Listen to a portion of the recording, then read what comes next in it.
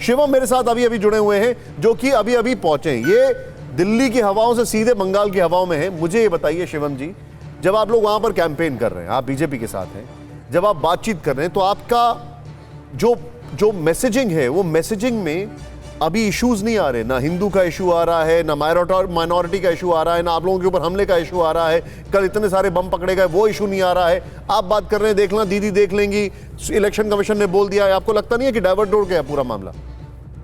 देखिए, मैं एक चीज आपको छोटी सी बताना चाहता हूँ निशान जी। आपको याद होगा तेलंगाना का वो चुनाव जिसमें इसी तरीके से चंद्रशेखर जी को लेकर स्ट्रेचर पर आए थे पीके, पूरी तरीके से फ्लॉप हुए, वहां पर सरकार बदल गई। बहरहाल यहाँ पर भी ये उसी मॉडल को लेकर आए हैं। बहुत बहुत शुभकामनाएं। फर्क क्या है इसमें, जब आप 1993 के रॉयटर्स की बात करते हैं तो दीदी पर हमला हुआ था, सबूत थे। जब आप 2006-7 में उनको बीडीओ के ऑफिस से खींचकर बालों से लाया गया था लेफ्ट की सरकार में, तो उन पर हमला हुआ था। लेकिन यहां पर दीदी के लिए उल्टा एक्सपोजे ये हो गया कि उन्होंने कहा कि हमला हुआ, लेकिन ना तो साबित कर पाए। चुनाव आयोग ने कह दिया कि नहीं, कोई हमला नहीं हुआ। उसके एवज में चोट लगी। मैं कहता हूं बहुत जल्दी रिकवर करें, बहुत बहुत शुभकामनाएं। उस पर भी चुनाव आयोग ने एक्शन लिया और 3 अधिकारियों को हटा दिया और ट्रांसफर कर दिया। अब इंपॉर्टेंट बात है, ये बिल्कुल सही कह रहे हैं कि इस पर बात हो रही है, लेकिन ये उनके लिए नेगेटिव इसलिए काम करेगा क्योंकि इस बार चोट में किसी ने हमला नहीं किया है। ये एक्सीडेंट है, किसी के साथ नहीं होना चाहिए। अच्छा। हमारी बहुत बहुत शुभकामनाएं। हाँ, आपने जो पॉइंट रखा है, मैं एक बार एक चीज जानना चाहूंगा। विजय मिश्रा जी, दीदी के लिए डॉक्टर्स ने क्या कहा है? कब तक वो रिकवर करेंगे? प्लास्टर वगैरह कब हटेगा? जैसा वो बता रहे हैं कि मैंने एक्सीडेंट है, एक्सीडेंट नहीं है, उनके गाड़ी में कोई स्क्रैच नहीं है।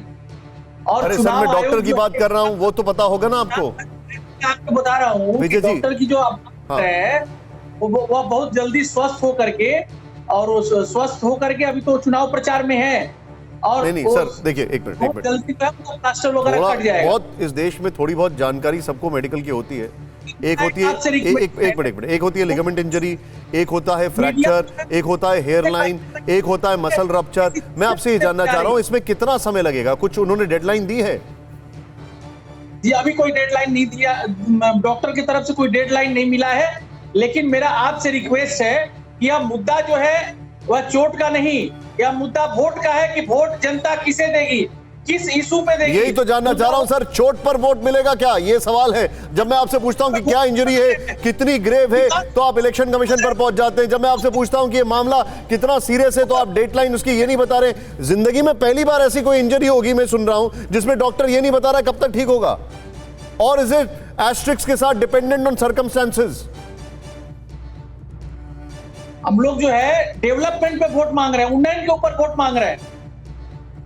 अच्छा, चलिए आपने इतनी देर में कुछ तो एक बात, अपने स्टांस चेंज तो किया। फिक्र आपकी, सोमवार से शुक्रवार रात 9 बजे सिर्फ TV9 भारतवर्ष पर।